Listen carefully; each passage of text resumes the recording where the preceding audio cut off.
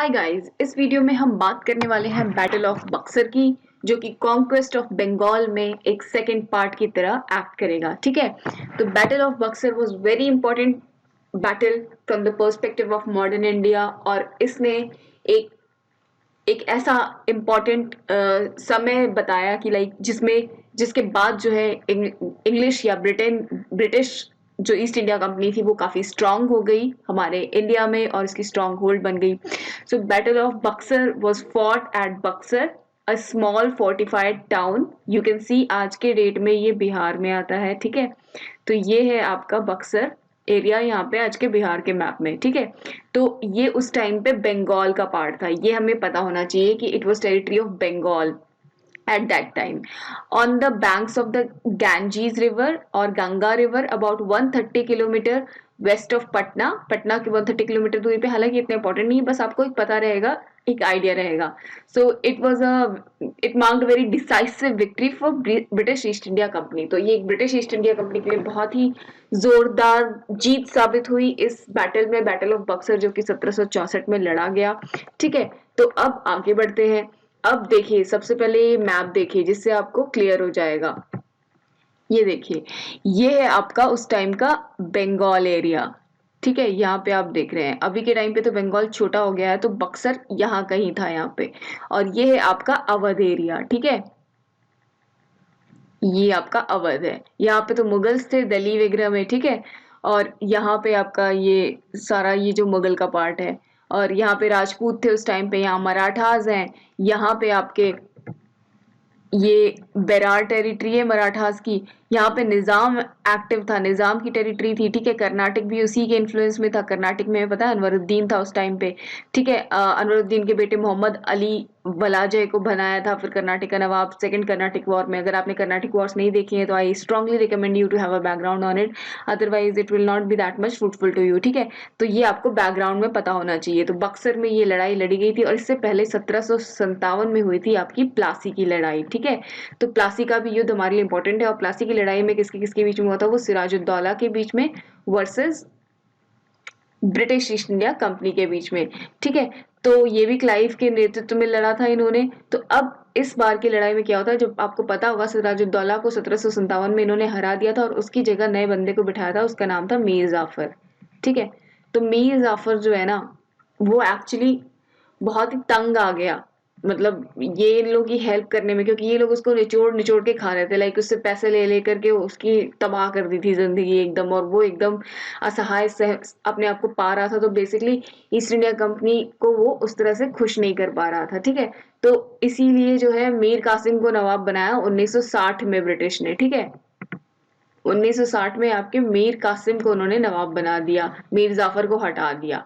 ठीक है, अब मीर कासिम नवाब बन गया, तो उसने क्या किया एक्चुअली, आपके मीर कासिम नवाब बनने के बाद देख रहे हैं आप, एक्चुअली मीर कासिम जब नवाब बन गया तो उसने देखा कि यार, मतलब मीर जाफर, ये एक्चुअली देखिए,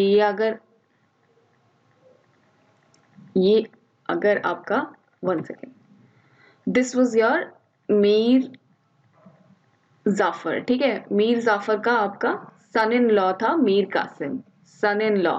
ठीक है, मीर कासिम, तो मीर कासिम को 1960 में नवाब बनाया, क्योंकि मीर जाफर से वो खुश नहीं थे अंग्रेज। उनको लग रहा था कि जो मीर जाफर है वो हमें उतने पैसे नहीं दे पा रहा है, तो मीर कासिम से हम ज्यादा पैसे ऐंठेंगे। तो मीर कासिम को 1960 में नवाब बना दिया।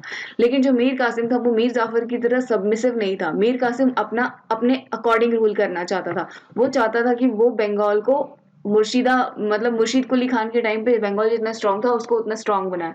तो मीर कासिम जो है अंग्रेजों को कॉपरेट नहीं कर रहा था। ठीक है, और इसीलिए वो तंग आ गया था मीर कासिम अंग्रेजों की रोज रोज की मांग से, डिमांड से। तो वो अवध चला गया आपके 1763 में, इस उम्मीद में कि वो अवध के नवाब, जो उस टाइम पे सुजाउद्दौला थे, अवध के नवाब थे आपके सुजाउद्दौला। तो उसने सोचा कि मैं जो है ना, मैं सुजाउद्दौला के पास जाऊंगा, आपके सुजाउद्दौला से मैं मिलकर के,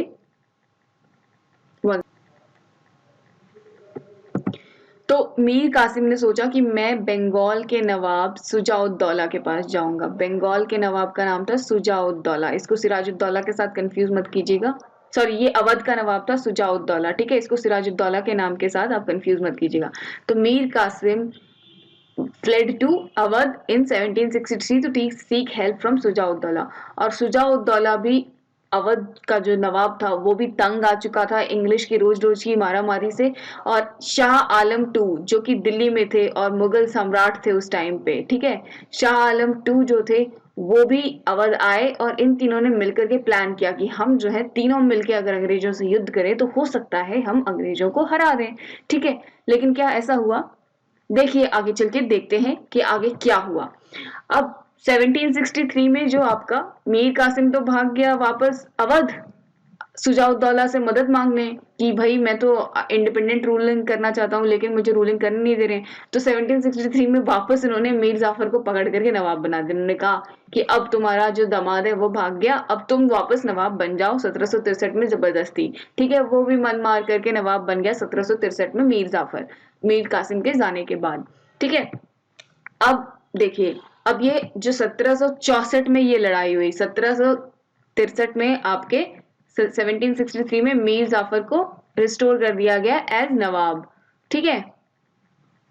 अब 1764 में लड़ाई किसके किसके बीच में हुई? ईस्ट इंडिया कंपनी के बीच में। एक तरफ ईस्ट इंडिया कंपनी थी वन पार्टी, दूसरा था मीर कासिम जिसको इन्होंने पहले नवाब ऑफ बंगाल बनाया था, फिर 1763 में हटा दिया, तो Mir Qasim you can say Nawab of Bengal, और सुजाउद्दौला था नवाब ऑफ अवध, शाह आलम टू जो कि मुगल एम्परर था, ठीक है। तो ये तीन पार्टी थी, इन तीनों ने मिलकर के अंग्रेजों से लोहा लिया।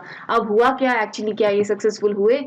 देखिए, अब ये कॉजेस क्या थे इस बैटल ऑफ बक्सर के, हमने देख लिया कि एक तो मीर कासिम जो है उसने अपनी जो कैपिटल थी वो शिफ्ट करके मोंगेयर कर दी थी, और वो अपने अकॉर्डिंग चीजों को मैनेज करना चाहता था, और फॉरेनर्स को अपनी आर्मी में वो इंक्लूड कर रहा था ताकि अपनी आर्मी स्ट्रांग करे। तो एक तरह से वो पूरा बैकग्राउंड बना रहा था ताकि मैं अंग्रेजों को हरा सकूं और अंग्रेजों को यहाँ से भगा सकूं। लेकिन ये अंग्रेजों की नजर पड़ गई, इसीलिए मीर कासिम, जैसे मीर कासिम में स्टेट्समैनशिप थी उसको देखते हुए अंग्रेजों ने इसको ओवरथ्रो करके बेसिकली मीर जाफर को रिस्टोर कर दिया। तो इसीलिए बैटल ऑफ बक्सर स्टार्ट हुआ, और बैटल ऑफ बक्सर में बाद में हम देखेंगे कि मीर कासिम जो है जंग का मैदान छोड़ करके ही चले गए, ठीक है, भाग गए, यू कैन से दैट, अपनी जान बचाने के लिए।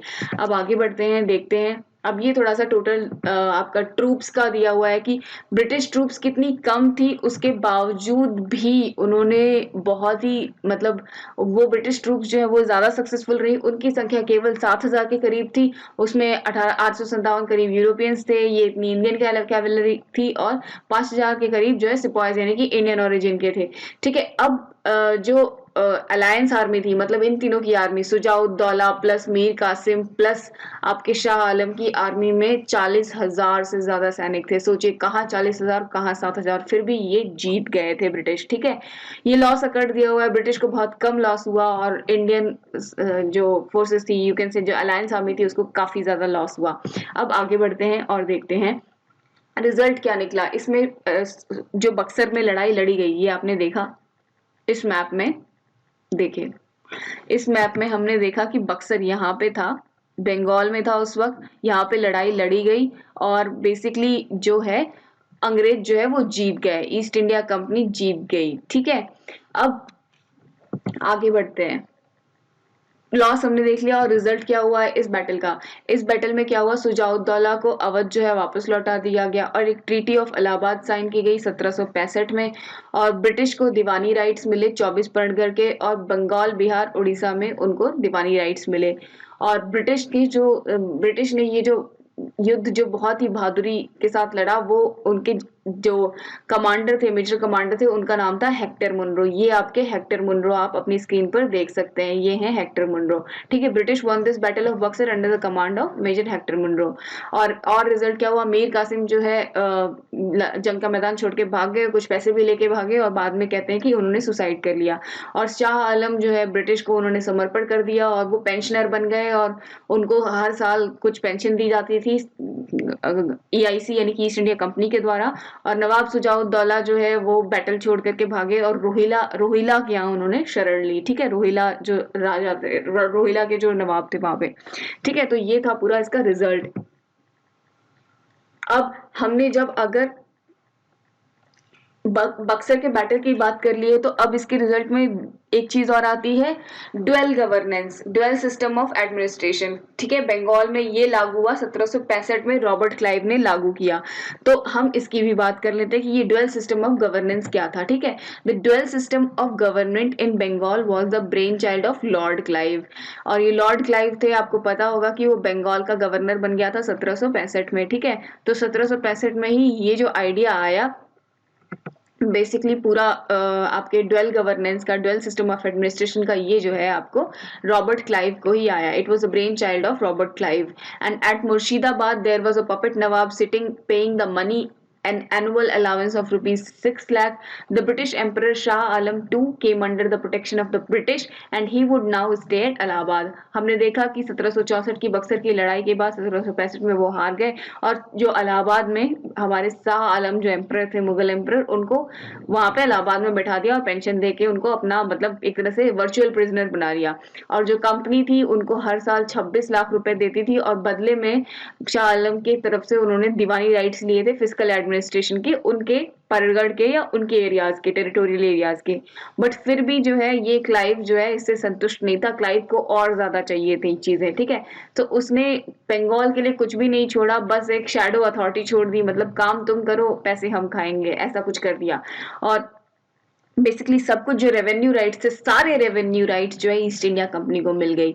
सारे रेवेन्यू राइट्स को कहते थे दीवानी, मतलब दीवान, मतलब जो दीवानगिरी होती है, लाइक रेवेन्यू राइट्स को कहते थे आपके दीवान। ठीक है, या दीवानी राइट्स। ठीक है, दीवानी राइट्स। और जो मैनेज करने की बात है, लाइक आप एडमिनिस्ट्रेशन मैनेज करो, सैलरी दो या कुछ ऐसा, ये सारा काम दिया आपको बंगाल के नवाब को, और उसको कहते थे निजामत। ठीक है, एडमिनिस्ट्रेशन का काम निजामत। तो इसी चीज को कहते हैं, दो पार्ट्स में बांट दिया, रेवेन्यू और निजामत, तो इसको कहते हैं ड्वेल गवर्नेंस। ठीक है, या ड्वेल गवर्नमेंट। ठीक है, तो ये चीज की, तो ये हमने देखा। Diwani was carried out by the company, so company was Diwan.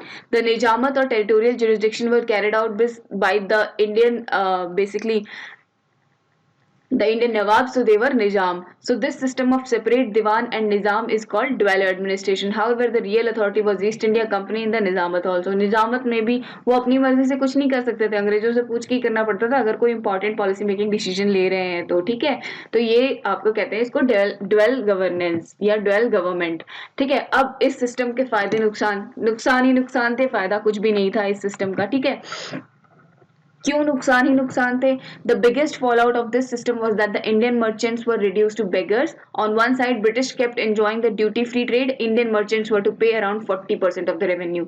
जो अब रेवेन्यू राइट्स जो है वो चले गए आपके ईस्ट इंडिया कंपनी को, तो आपके बेसिकली उनको कोई टैक्स नहीं देना होता था, कस्टम फ्री हो गया उनकी सारी जो ट्रेड थी, और प्लस वो जो है उल्टा लोगों से टैक्स वसूलने लगे। और जो वहां के लोकल मर्चेंट्स थे, यानी कि जो इंडियन ओरिजिन के मर्चेंट्स थे, उनको जो है 40% रेवेन्यू का अपने वो है टैक्स में देना पड़ता था। तो वो बिल्कुल जितना तो कमा नहीं रहे होते थे उतना तो टैक्स ही दे देते थे। The peasants were now under the British revenue collection. The British left no stone unturned to extract each penny. There was zero activity in the name of development, so peasants started turning beggars. The new confusion administration machinery which was not properly set by the created chaos. लोगों को समझ ही नहीं आ रहा था कि भाई हम क्या कर रहे हैं, मतलब किसको टैक्स देना, क्या करना है, तो chaos क्रिएट हो गया। ठीक है, the officials of the British East India Company such as Lord Clive became extremely rich due to the clandestine private trade. मतलब प्राइवेट ट्रेड की वजह से जो क्लाइव अकेले ही इंडिविजुअली इतना ज्यादा रिच हो गया कि कहते हैं कि वहां के उसको बैक कंट्री में नबूब्स यानी कि इंडियन वर्जन ऑफ नवाब बोला जाने लगा, और लोग उसको बहुत ही मतलब उसकी दृष्टि से देखते थे कि ये बहुत ही करप्टेड आदमी है। This was the beginning of the economic loot from India which made England the wealthiest country in the world in 19th and the 20th century. The consequence of this steady drain upon the production of the country soon began to be felt. So this was all about the dual system of governance or dual system of administration, Nijamat versus Diwani, और आपका Battle of Buxar. This was all about Battle of Buxar. Hope you guys enjoyed watching this video. Do share it, do comment it, do let me know what improvements do you like to see in this video and what topics other than this you want me to make video on. Thank you so much for watching and keep supporting, keep sharing.